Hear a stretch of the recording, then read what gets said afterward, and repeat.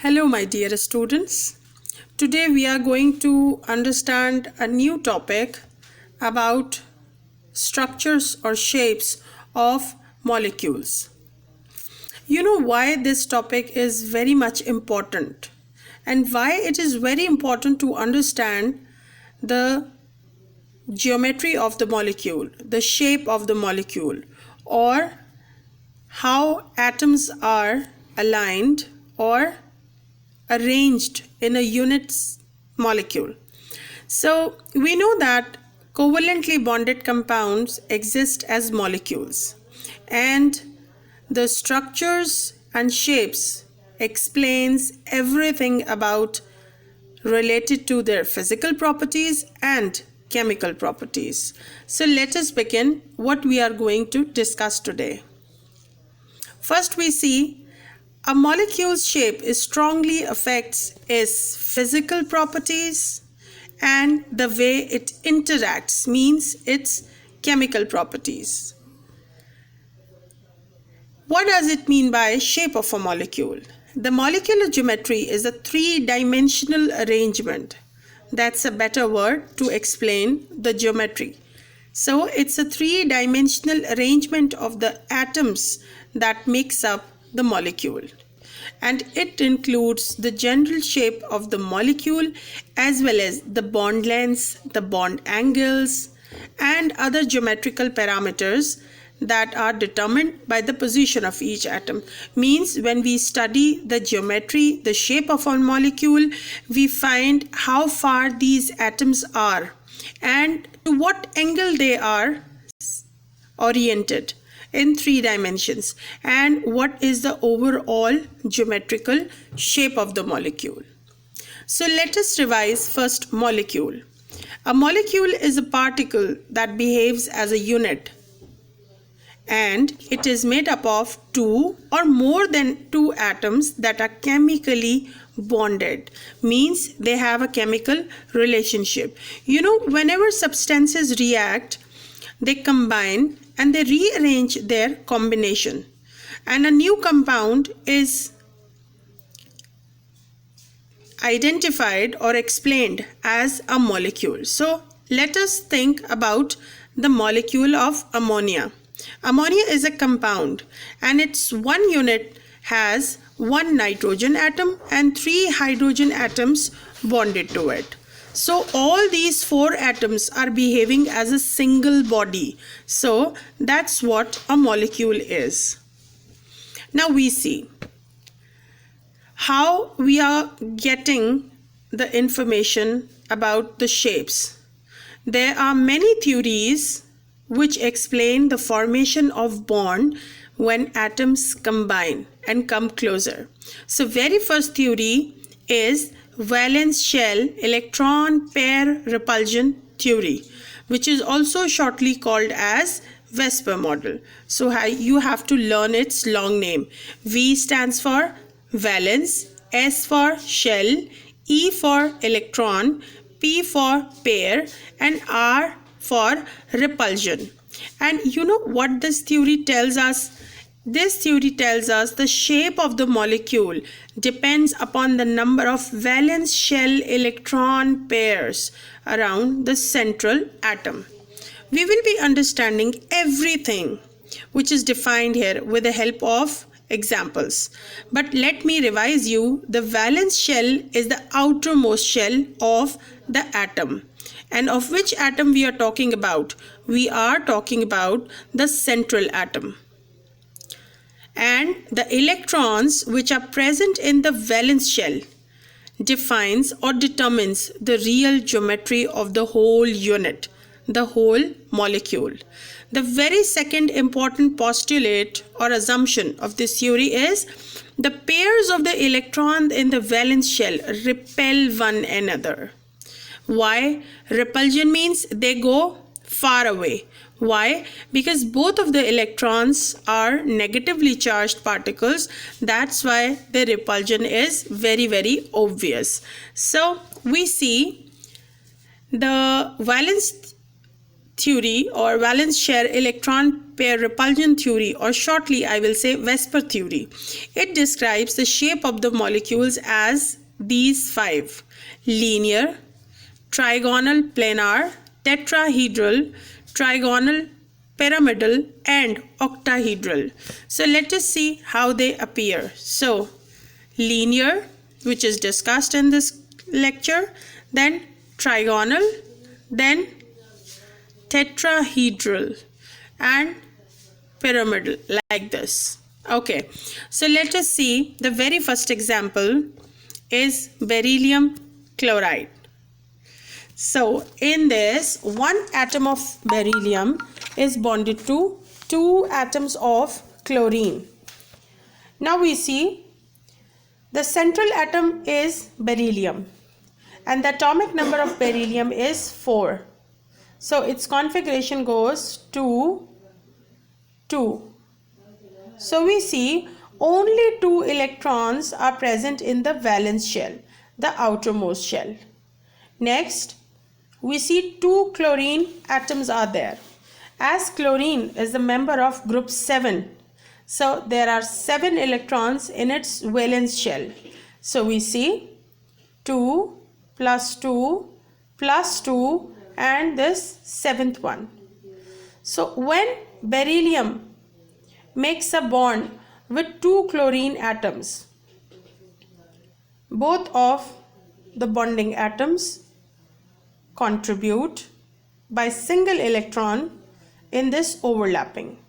So there is a bonding pair at beryllium central atom, which is here, and this is the second bonding atom. As both of the bonding atoms try to go as far as possible, because both of them are repelling each other, this is how they set to the opposite direction at an angle of 180. And you can see all of the bonding atoms are lying in the same plane, one after another. Central atom and the corner atoms. As they are lying in the same plane, the molecule is shaped as linear molecule. So easy. Next, boron trifluoride. Now let's have one more example.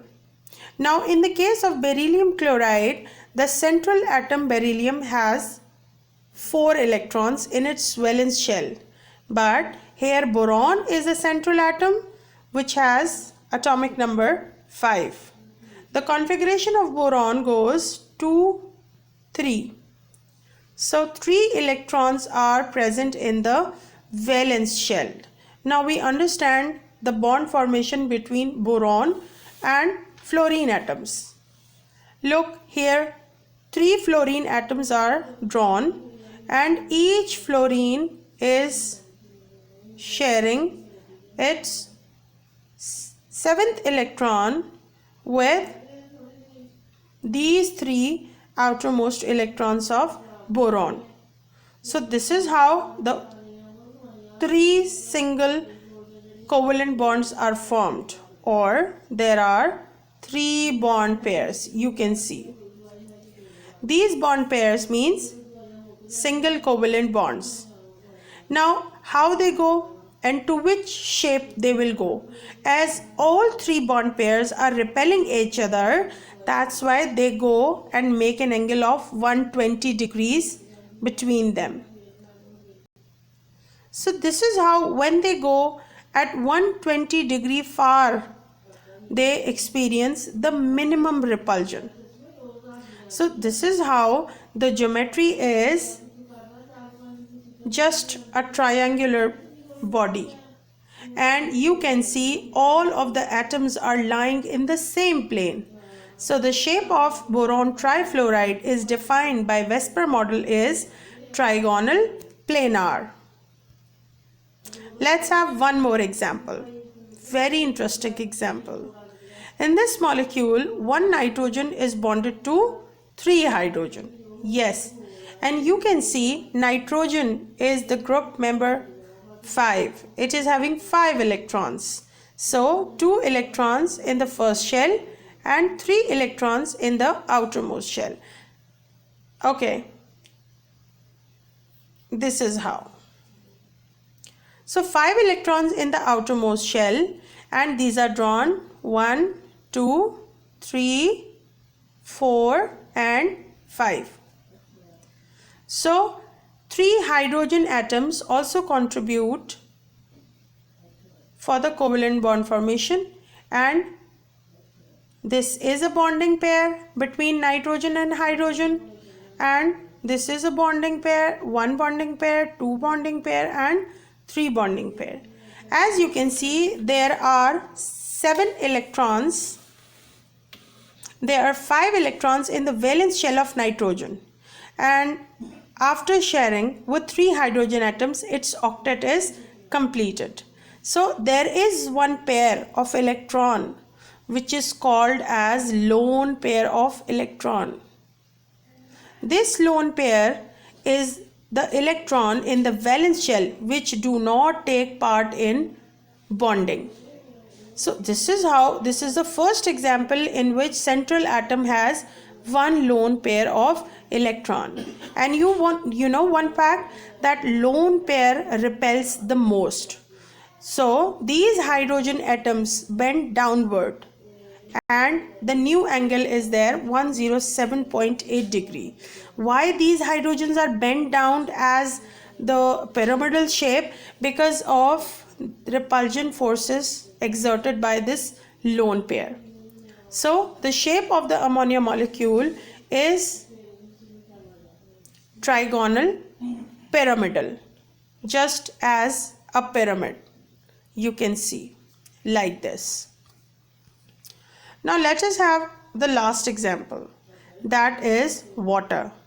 The formula of water is H2O, means oxygen renders the central atom, and you can see the oxygen is present in group 6, so there are 6 electrons in the valence shell, and these 6 electrons need only 2 more electrons to complete its octet. So 2 hydrogen atoms contribute in completing its octet. So there is one bonding pair, which is the bond between oxygen and hydrogen, another bonding pair, the bond between oxygen and hydrogen, and after completing its octet, oxygen atom has 2 lone pairs of electrons. Now what happens? These lone pairs of electrons start repelling all the other pairs, and the bond pairs are bent downward. So these lone pairs decrease the angle between hydrogen atom, and that is 104 degrees. That is why the shape of the molecules is called as bent or V shape. So you see, I sum up the whole class that Vesper model explains the shape of the molecules with the help of repulsive forces between lone pairs and bond pairs. And you can see different shape of the molecules are just due to the repulsion, and the molecule attains a new geometrical shape in which the orbitals settle themselves into their least repulsion forces. So the examples are given in the textbook, and you have to memorize them, and you just practice their structures, drawing again and again to learn them and to get command on them. And I will be hoping that you must learn it heartedly. Then I will come with another video lesson explaining another bond theory, that is VBT. Okay, take care of yourselves and wait for my next video. And if you are new on this channel, please do subscribe it and watch the videos to get good marks this year. Thank you very much.